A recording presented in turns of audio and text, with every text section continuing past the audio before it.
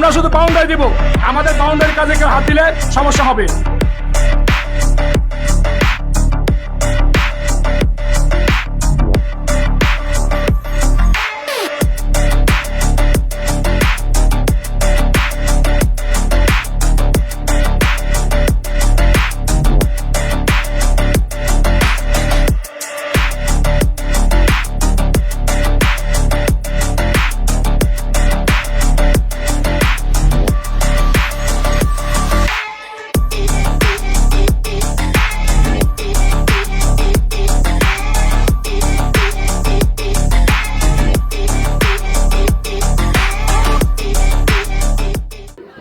এটার কাজ দেওয়া হয়েছে, নাম জারি হয়েছে, এটার ওয়াকফা হয়েছে।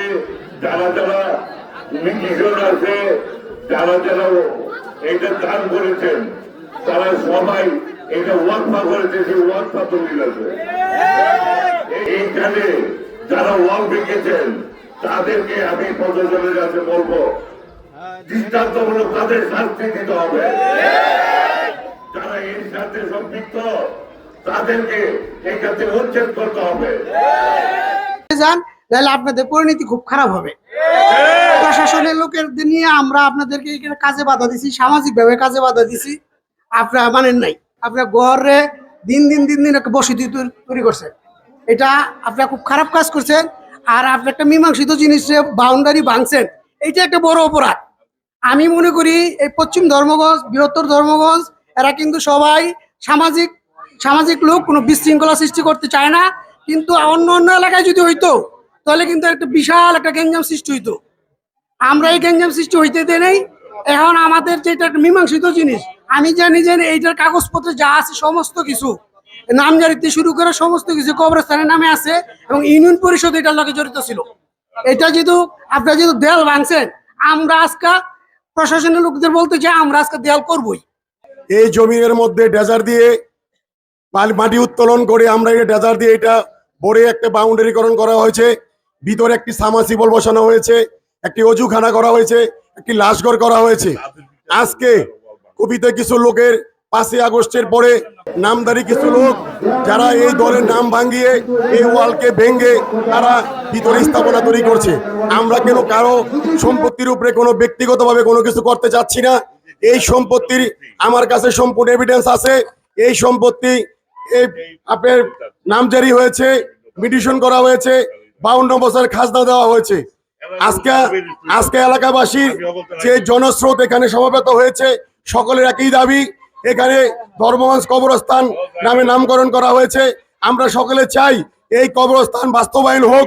কিছু দুষ্কৃতকারী ব্যক্তির কারণে এই অসামাজিক ভাবে যে কার্যকলাপ তারা করতেছে, একের পর এক। কিছুদিন আগে আমরা থানার মধ্যে বসেছি, থানার মধ্যে বসেও আমরা এই তাদের কাগজপত্র নিয়ে বসেছি। বসার পরে তাদের কোনো এভিডেন্স কোনো কিছু দেখাতে পারে নাই।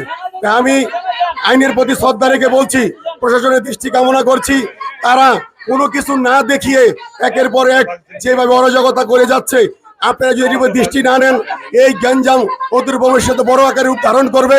আমরা চাই, দেখেন এই যে কথা চলাকালীন অবস্থায়ও তারা কি রকম মানুষের আচরণ করতেছে। আমি চাই এই ধর্মগঞ্জবাসী সকলের সুচ্চারণ, আমরা কবরস্থান চাই কিনা, আমরা কবরস্থানের পক্ষে কিনা, আমরা কবরস্থানের পক্ষে।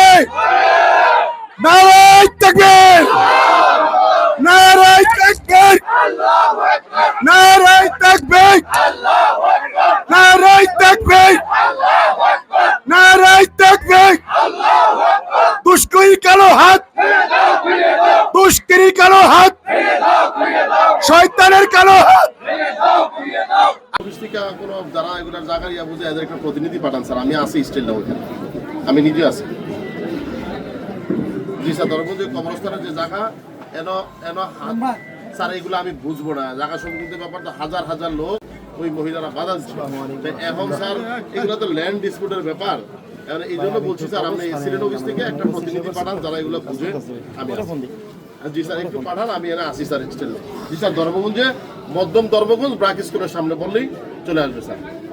আমার পুলিশের কাজ আইন শৃঙ্খলা রক্ষা করা, আমার কাজ কিন্তু জমি কাউকে দেওয়া না নেওয়া না। তার আইন শৃঙ্খলা রক্ষার স্বার্থে কিন্তু মূলত আমরা এখানে আসছি। এখন দেখেন, আমি উভয় পক্ষে কি বলি, এটা কবরস্থান, কবরস্থানের জায়গা আমার মনে ওয়াকফা হইতে হয়। আমি যে কবরস্থান, মসজিদ, মাদ্রাসা এগুলো, আর আপনারাও এই সমাজেরই অংশ। কেউ জায়গা জমি নিয়ে জুলুম অত্যাচার করুক, এটা আমি support করি না। ব্যক্তিগতভাবে support করি না। আমরা সবাই কিন্তু পৃথিবীর মায়া ছেড়ে একদিন সবার চলে যেতে হবে। সবাই আমরা মৃত্যুর স্বাদ গ্রহণ করবো, তাহলে কার জায়গা জুলুম করে আমি নিয়ে যাবো? তবে যেভাবেই হোক তাদের নামে একটা আরএস রেকর্ড হয়েছে, তাদের নামে একটা আরএস রেকর্ড হয়েছে। এখন আরএস এর পরে কমর আলী সাহেব, আরএস এর পরে এই জায়গাটা আবার কমর আলী সাহেব জনৈক শাহজাহান সাহেবের কাছে বিক্রি করে দিচ্ছে। সেই শাহজাহান সাহেব আবার এই জায়গাটা কিনে সে বিভিন্ন লোকের কাছে বিক্রি করেছে, তারা আবার এই কবরস্থানের নামে ওয়াকফ করে দিচ্ছে। যার কারণে এই কবরস্থানের নামে কিন্তু আবার আপনার এটা মিউটেশন হয়েছে।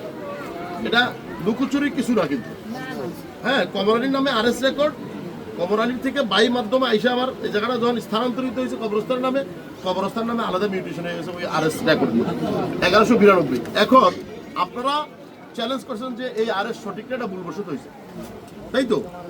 এই আরএস এর বিরুদ্ধে আপনারা সংশোধনী মামলা করছেন। এবং সংশোধনী মামলায় হয় চূড়ান্ত রায় দিতে হবে আপনাদের পক্ষে, আর না হয় মামলা নিষ্পত্তি না হওয়া পর্যন্ত আদালত কর্তৃক একটা অস্থায়ী নিষেধাজ্ঞা দিতে হবে। যদি অস্থায়ী নিষেধাজ্ঞা না দেয় বা আপনাদের পক্ষে রায় না দেয়, তাইলে এই জায়গা কমরউদ্দিন বা কমরউদ্দিনের পক্ষে যারা আসছে তারা রায় আছে। এটা হলো আইনের ব্যাখ্যা। এখন আইন শৃঙ্খলা অবনতি যেই পক্ষ দ্বারা হবে তার বিরুদ্ধে আইনগত ব্যবস্থা করা হবে।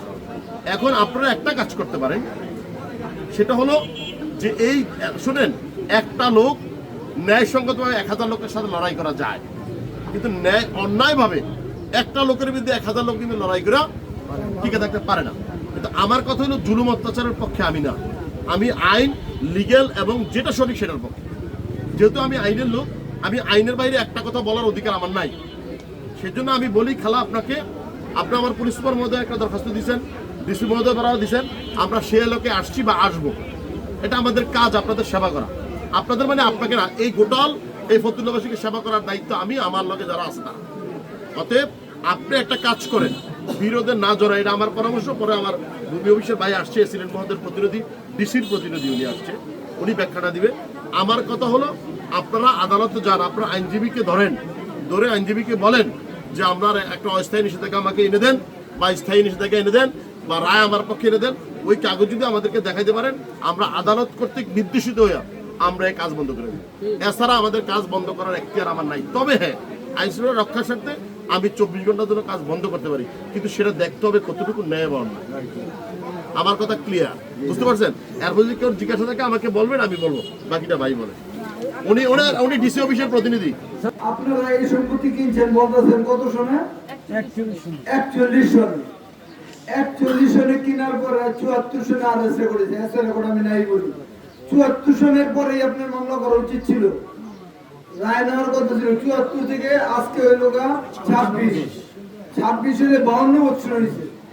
52 বছরে আপনারা না পাইছেন একটা নিষেধাজ্ঞা দিলাম, 74 সনের ইতিহাস বাদ দিলাম। আপনার আরএস রেকর্ডের পরে নামজারি হয়েছে ওনাদের নামে। ধরেন এর মধ্যে আপনার নামজারি এরকম কিছু করতে পারেন না। ওনারা খাজনা দিচ্ছে, আমি যদি যেহেতু আমি ভূমি বিচার আমি জানি মিনিমাম 1.5 লক্ষ টাকা খাজনা দিচ্ছে। এই টাকা আমরা পাইছি, সরকার পাইছে। এই টাকাটা এতগুলা টাকা সরকার নিচ্ছে না জেনে নেন। তৃতীয়ত আসেন এই দেয়ালটাও 5-7 বছর হয়েছে। আপনার মামলা আরো 50 বছর চলুক, টাকা নিষেধাজ্ঞা নিতেন। যেহেতু আপনারা আদালত কর্তৃক কোন নিষেধাজ্ঞা নিতে পারেন না, আমরা তো আসলে আইনি ভাবে এখনো এই কমরালি ওয়ারিসদের বা কমরালিদের আমরা বাড়িত করতে পারি না আইনি ভাবে। হ্যাঁ, 4 বাইরে বহায়া এগুলো বাউন্ডারি দিছে, দেখেন বাউন্ডারি দিছে। হ্যাঁ, 4 বাইরে একটা দানা খানে হেলমেটে কি করলো 15 দিন বাদে তখন জায়গা আমরা রাইকা দিব, তখন টাকা পয়সা দিয়ে তোর জায়গা যখন চাস তখন জায়গা দিয়ে। গরিব মানুষ তো এই আশায় রয়েছে। একা 3 ভাই মরে আছে, এই একজন আছে খালি কয় মহিলারা আহে। মহিলা তার পুরুষ নেই, আমার স্বামী মেরে আছে, আমার ওর স্বামী মেরে আছে, কে আইব কখন? আমরা নাইলাম আমাকে পায়ের তলে একটু মাটি নেই, আমরা তো সবাই দুয়ারে ঘুরছি। আমাদের একটু ভিক্ষা দাও, আমাদের একটু ভিক্ষা দাও, মানে নাই।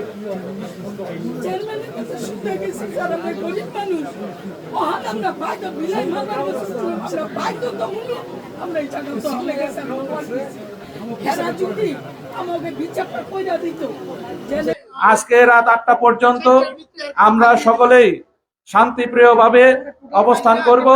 এখানে আপনাদের কাছে বিনীতভাবে অনুরোধ রইল, 18 পঞ্চায়েতের যারা ময়মুরব্বী আছেন এবং মুসল্লিরা আছেন, আগামীকাল সকাল 9টা বাজে আমরা এই কবরস্থান মাঠে আমরা সকলে উপস্থিত হব এবং আমাদের এই অতি প্রয়োজনীয় একটি কবরস্থান আমরা শান্তিপ্রিয়ভাবে বাস্তবায়ন করবো ইনশাআল্লাহ। আসসালামু আলাইকুম।